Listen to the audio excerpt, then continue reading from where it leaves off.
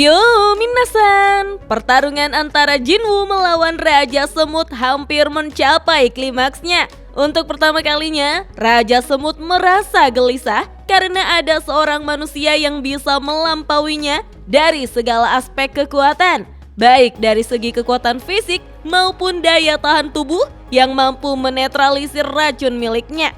Raja Semut kemudian mengubah statusnya ke agility untuk meningkatkan kecepatannya, berharap bisa mengungguli Jinwoo. Namun sebaliknya, kecepatan bayangan dari Jinwoo justru mampu memojokkan Raja Semut hingga serangan beruntun ditambah skill critical chain membuat Raja Semut harus kehilangan lengannya.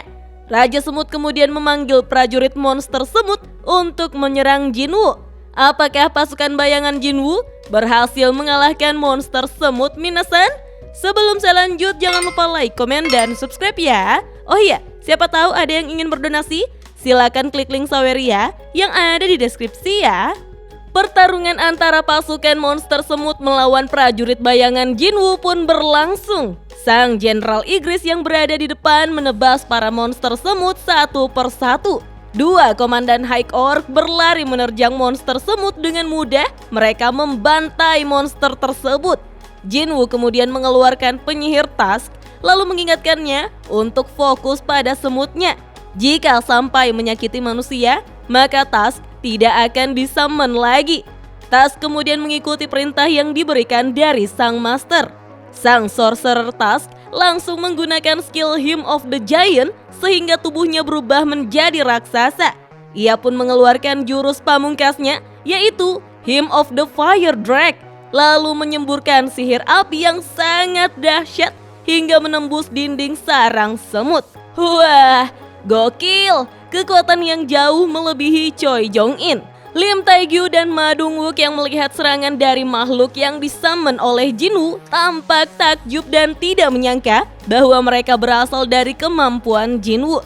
Ma Dong-wook menyebut jika dilihat dari manapun, mereka bukanlah prajurit biasa. Namun mereka terlihat lebih seperti prajurit Raja Iblis yang turun ke bumi. Melihat seluruh pasukannya habis terbakar oleh serangan sihir api yang begitu dahsyat dari Tusk, membuat Raja Semut tampak terdiam dan tidak menyangka bahwa dia yang semenjak lahir tidak ada satupun musuh yang lebih hebat darinya. Ia telah memangsa semuanya yang berada di hadapannya dan berada pada puncak. Sambil mengingat memori ketika ia membunuh para hunter rank S dengan hanya sekali serang, Raja Semut merasa sudah berada di level yang sangat jauh dan telah berkembang tanpa batas. Ia pun menyebut dirinya sebagai Sang Monarch. Itulah yang seharusnya terjadi. Namun dari balik kepulan api terlihat sosok yang sangat menakutkan berjalan mendekatinya. Terlintas di pikiran Raja Semut untuk segera pergi melarikan diri.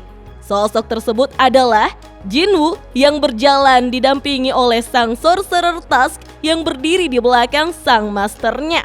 Dengan tatapan dingin, Jinwoo yang melihat hal tersebut menduga jika Raja Semut menggunakan skill healing milik Hunter Min Byung-gu. Ternyata ini pertama kalinya bagi Jinwoo melihat ada monster yang bisa menyerap skill milik mangsanya yang telah ia makan. Setelah menyembuhkan diri, Raja Semut pun mencoba untuk kabur menuju keluar sarang dan berusaha untuk menjaga jarak sejauh mungkin. Melihat hal tersebut, Jinwoo tidak tinggal diam. Ia pun segera mengaktifkan skill Dominator's Touch, sebuah skill dari sang penguasa yang membuat tubuh Raja Semut terjatuh ke tanah hingga tubuhnya tidak bisa bergerak, sampai mengeluarkan semprotan racun dari mulutnya. Saking kuatnya tekanan yang menahan tubuhnya minasan. Melihat Jinwoo yang berjalan mendekatinya membuat Raja Semut ketakutan. Ia pun berusaha merangkak untuk kabur. Jinwoo yang tidak ingin membiarkan Raja Semut kabur kemudian melompat sambil mengaktifkan skill Critical Chain. Ia pun menebas berkali-kali tubuh Raja Semut menggunakan dagger Raja Iblis secara beruntun. Dan akhirnya Raja Semut pun tewas di tempat, berhasil dikalahkan. EXP yang diterima menaikkan level Jinwoo. Kemudian Baekhyun-woo tiba-tiba berteriak memanggil Jinwoo karena saat ini keadaan Cha He-in tambah memburuk. Jinwoo pun bergegas datang menghampiri Cha He-in lalu merasa agak bersalah karena terlalu banyak menghabiskan waktu melawan Raja Semut. Jinwoo pun berpikir untuk segera mencari healer terlebih dahulu. Namun Shadow Exchange saat ini tidak bisa digunakan karena masih ada waktu cooldown yang tersisa. Dan ia belum pernah mencoba apakah skillnya bisa membawa orang lain atau tidak. Bahkan jika ia pergi dengan menunggangi Kaisel, kemungkinan Hunter Cha akan mati sebelum ia sampai ke sini lagi. Jinwoo berpikir apakah dari Guild Drawn Sword masih memiliki seorang healer yang hidup. Ia pun terus berusaha mencari cara. Tiba-tiba sesuatu terlintas di pikirannya. Jinwoo lalu meminta agar sang kameramen mematikan sebentar kameranya. Sang kameramen yang masih agak bingung kemudian bertanya, "Untuk apa?" Dengan wajah serius, Jinwoo mengancam kameramen agar segera mengikuti permintaannya. Jika tidak, maka ia akan menghancurkan kameranya. Akhirnya sang kameramen mengikuti permintaan dari Jinwoo, lalu menurunkan helmnya dan mematikan kameranya. Jinwoo kemudian memerintahkan semua prajurit bayangannya untuk mencari mayat dari Min Byung-gu. Mendengar hal itu, Baek Yoon-ho nampak waspada dengan apa yang akan dilakukan Jinwoo menggunakan tubuh dari mayat sahabatnya tersebut. Salah satu High-Or kemudian membawa mayat dari Min Byung-gu dengan tubuh yang sudah tidak lengkap. Jinwoo merasa ragu apakah bisa mengekstraknya karena kepalanya sudah dimakan. Baek Yoon-ho pun mencoba bertanya tentang apa yang ingin dilakukan oleh Jinwoo. Sebuah indikator muncul menginformasikan bahwa Shadow Summon bisa dilakukan dengan tubuh milik Min Byung-gu. Jinwoo pun mencoba membangkitkan Min Byung-gu karena ini satu-satunya cara untuk bisa menyelamatkan Cha He-in. Dan arise, sekelebat bayangan keluar dari tubuh Min Byung-gu, namun sebuah indikator muncul yang menginformasikan bahwa Shadow Summon gagal dilakukan. Hal tersebut membuat Jinwoo merasa kesal karena sedang beradu dengan waktu. Ia pun melakukan percobaan kedua, tapi lagi-lagi indikator muncul sebagai tanda summon bayangan telah gagal. Jinwoo merasa ada yang aneh, padahal dengan level skill summonnya yang sekarang seharusnya mudah untuk dilakukan. Mungkin Min Byung-gu memiliki keinginan yang kuat untuk tidak disummon, bahkan dia ingin mengatakan jika mensummon dari mayat manusia adalah hal yang tabu. Namun di hadapannya ada Iron sebagai prajurit bayangan dari manusia yang sedang bingung. Tetapi saat ini yang menjadi prioritas adalah seseorang yang masih hidup. Dengan wajah sedih, Jinwoo mencoba percobaan ketiganya dan arise. Baek Yoon-ho yang tampak emosional kemudian memanggil Sung Jinwoo sambil memegang pundaknya. Ia menanyakan tentang apa yang sedang Jinwoo lakukan terhadap mayat sahabatnya. Baek Yoon-ho akhirnya menyadari jika kemampuan asli dari Jinwoo adalah menguasai dunia kematian atau hak atas orang mati. Sesaat kemudian shadow dari Min Byung-gu pun berhasil diekstrak. Melihat hal tersebut membuat Choi Jong-in dan Ma Dong-wook tampak terkejut. Mereka beranggapan jika Jinwoo bisa menggunakan kekuatan kematian serta bukanlah seorang summoner biasa. Sungguh mustahil. Setelah bangkit, Shadow Min Byung-gu seketika itu juga menggunakan sihir pemulihannya untuk menyelamatkan Cha He-in. Melihat bayangan sahabatnya membuat Baek Yoon-ho merasa sedih dan terharu karena telah menyembuhkan Hunter Cha. Jinwoo pun langsung mengetahui seperti apa sosok Min Byung-gu ketika masih hidup. Karena tanpa diperintah, Shadow Min Byung-gu langsung menyembuhkan Hunter Cha He-in. Jinwoo pun menyebut jika Min Byung-gu adalah sosok orang yang baik hati. Mendengar itu, Baek Yoon-ho menahan kesedihannya lalu menyebut jika yang ia lihat sekarang bukanlah Baek Yoon-ho yang dulu ia kenal. Jinwoo pun mengiyakannya. Sang kameramen tak percaya bahwa Jinwoo memiliki kemampuan untuk membangkitkan orang mati. Ia pun akhirnya mengerti mengapa Jinwoo menyuruhnya untuk mematikan kamera. Karena kekuatan tersebut tidak pantas diketahui oleh semua orang. Choi Jong-in menyebut jika semakin kuat musuh yang dia hadapi maka semakin hebat kekuatan yang akan Jinwoo dapatkan. Choi Jong-in pun tidak ingin membayangkan kekuatan menakutkan yang dimiliki oleh Jinwoo. Sementara itu, Baek Yoon-ho berusaha untuk meyakinkan Jinwoo. Ia sadar bahwa Jinwoo bisa melakukan hal-hal hebat di masa yang akan datang serta berpartisipasi dalam pertarungan. Tentu saja, dengan kekuatan dari sahabatnya Min Byung-gu akan bisa membantunya di pertarungan selanjutnya. Namun sebenarnya, sahabatnya tersebut sudah lelah dengan pertarungan. Ia pun meminta agar Jinwoo tidak membawanya ke pertempuran lagi. Jinwoo tampak terdiam sejenak setelah mendengar perkataan dari Baek Yun-ho. Sesaat kemudian, Jinwoo berkata jika sudah 2 kali Hunter Baek Yun-ho memegang pundaknya. Sambil tersenyum, Jinwoo merasakan sebuah perbedaan yang sekarang dibandingkan sebelumnya, di mana kali ini Baek Yun-ho tidak sedang memerintahnya, akan tetapi meminta bantuannya dengan sangat tulus. Pada akhirnya Jinwoo pun setuju dengan ucapan dari Baek Yun-ho. Ia pun segera berjalan mendekati bayangan Min Byung-gu untuk menyentuhnya. Jinwoo pun meng-cancel kembali summon dari Min Byung-gu. Baek Yun-ho tampak terharu dan bangga melihat sosok sahabatnya yang perlahan mulai menghilang. Bahkan ketika dibangkitkan, sahabatnya itu tetap menunjukkan kebaikan hatinya dengan menolong Hunter Cha yang dalam keadaan sekarat. Sesaat sebelum menghilang, bayangan Min Byung-gu tersenyum, lalu Baek Yun-ho pun mengucapkan terima kasih. Beberapa saat berselang, sebuah helikopter mendarat di Pulau Jeju untuk menjemput para hunter yang selamat. Para hunter dengan wajah sedih berjalan menuju ke helikopter. Terlihat, Ma Dong-wook sedang membawa Cha He-in yang belum sadarkan diri, sementara Baek Yun-ho membawa jenazah sahabatnya.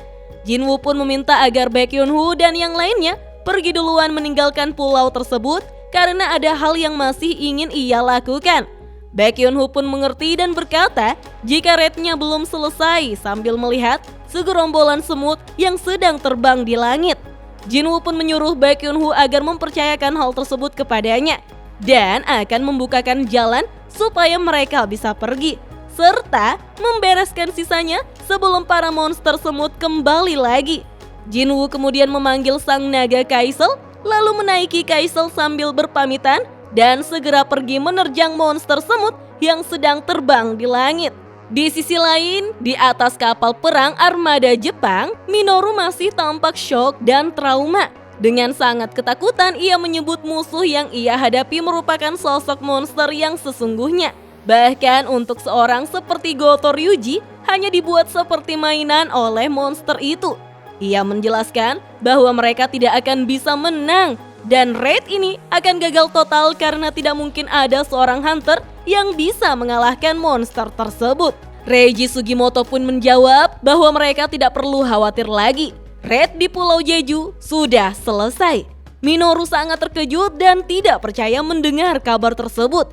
Reiji Sugimoto pun menjelaskan jika mereka sudah mendapat kabar dari pihak Korea, jadi berita ini tidak mungkin salah. Reiji Sugimoto kembali mengingat percakapannya dengan Goto Ryuji yang menyebut jika masih ada hunter Korea yang sangat berbakat bernama Sung Jinwoo. Namun saat itu dirinya masih denial, menganggap Sung Jinwoo masih tidak selevel dengan Goto Ryuji. Namun sekarang, para armada kapal Jepang bersiap menyerang kawanan semut yang tersisa dari Pulau Jeju. Kembali ke Oppa Jinwoo bersama tentara bayangannya terus bertarung melawan monster semut yang tersisa di Pulau Jeju. Setelah membakar telur yang berada di sarang semut, Jinwoo baru menyadari ternyata ia juga bisa mendapatkan EXP dari telur semut yang belum menetas. Ia pun merasa beruntung. Jinwoo lalu membuka inventorinya untuk menyortir lootingannya. Kemudian ia mengeluarkan pedang petir yang didapatkan setelah melawan Raja Baren. Jinwoo pun segera mencobanya. Dengan hanya memutar pedang tersebut, mampu menciptakan sebuah gelombang petir, lalu Jinwoo mengayunkannya ke arah telur-telur tersebut. Dan sebuah petir yang dahsyat mampu keluar dari pedang tersebut untuk menyambar ratusan telur hingga hancur. Melihat daya hancur dari pedang tersebut, Jinwoo tampak takjub. Ia merasa menyia-nyiakan pedang tersebut jika hanya disimpan di inventorinya. Sehingga ia memutuskan untuk menghancurkan telur yang tersisa menggunakan pedang tersebut. Sementara itu, Michael Connor, wakil direktur Federal Hunter, bertemu dengan David Brennan yang merupakan seorang direktur dari birokrat manajemen Hunter di rumahnya. Saat sedang menonton pertarungan Jinwoo melawan semut di Pulau Jeju, David mengetahui jika kedatangan Michael Connor bukan sekedar untuk membahas tentang seseorang yang berhasil menyelesaikan Red Rank S di Pulau Jeju. Michael Connor menyebut jika ada hunter yang bisa mengendalikan beberapa ratus makhluk summon, itu bukanlah sebuah kemampuan yang biasa. Menurutnya, sangat disayangkan jika orang seperti itu berada di negara kecil seperti Korea. David pun setuju tentang hal itu. Ia kemudian menanyakan informasi tentang Jinwoo. Michael Connor langsung mengeluarkan sebuah dokumen serta menjelaskan bahwa beberapa bulan lalu telah terjadi sebuah insiden ledakan yang terjadi di birokrat manajemen hunter di Washington yang disebut dengan insiden Sung Il-hwan. Menurut informasi yang didapatkan, dia ditangkap hidup-hidup oleh hunter rank A, yaitu James di gate tingkat A yang terbuka di Amerika Timur. Pada saat itu, mereka tidak yakin bahwa Sung Il-hwan adalah seorang manusia, melainkan monster. Tapi dia bersikeras jika dirinya adalah seorang hunter rank S yang berasal dari Korea. Dari informasi yang dikumpulkan sebelumnya, datanya masih berada di birokrat. Ketika mereka menelusuri data tersebut, ternyata Sung Jinwoo dan Sung Il-hwan adalah anak dan ayah. Michael Connor yakin jika negara lain tidak mungkin tahu apapun tentang Sung Jinwoo. Bahkan untuk namanya sendiri mereka tidak akan tahu, sehingga ini menjadi kesempatan yang langka untuk mereka berdua. David menyebut jika saat ini ia sudah menarik Hwang Dong-soo dan Korea sudah lama menjadi sekutu Amerika. Jika ia menarik hunter rank S satu lagi dari Korea, maka aliansi mereka akan semakin meregang. Michael Connor menyebut jika Sung Jinwoo layak dan patut untuk diperjuangkan walaupun akan ada resiko untuk mendapatkannya. Setelah berpikir beberapa saat, David pun menanyakan apakah Michael Connor bisa melakukannya. Ia pun menjawab akan mencoba sebisanya. Beralih ke Oppa Jinwoo yang telah membereskan seluruh monster semut serta telur-telurnya. Jinwoo pun kini mencapai level 100. Nah, bagian ini yang paling kita semua nantikan ya minasan. Jinwoo berjalan ke arah mayat Raja Semut yang masih mengeluarkan aura yang mengerikan di sekelilingnya. Jinwoo kemudian mencoba membangkitkan monster tersebut dan arise. Tiba-tiba suasana berubah menjadi sangat gelap dan mencekam. Jinwoo tidak bisa merasakan apa-apa. Ia kemudian berpikir apakah ini dari skill Shadow Extraction yang ia pakai ke semut itu? Jinwoo mengira jika proses extraction telah gagal. Tetapi beberapa saat kemudian keadaan kembali normal. Terlihat sebuah sosok berwarna hitam berada di belakang Jinwoo. Ternyata Shadow Extraction telah berhasil dilakukan. Jinwoo tampak senang karena mengira proses yang ia lakukan tadi akan gagal. Dan inilah dia, sesosok prajurit bayangan dengan rank paling tinggi di antara yang lain, yaitu General. Bayangan itu kini berlutut di hadapan sang master. Nah, nggak usah spoiler deh siapa namanya. Biar kita tahu sama-sama di episode berikutnya ya. Oke deh, sampai di sini dulu. Dah.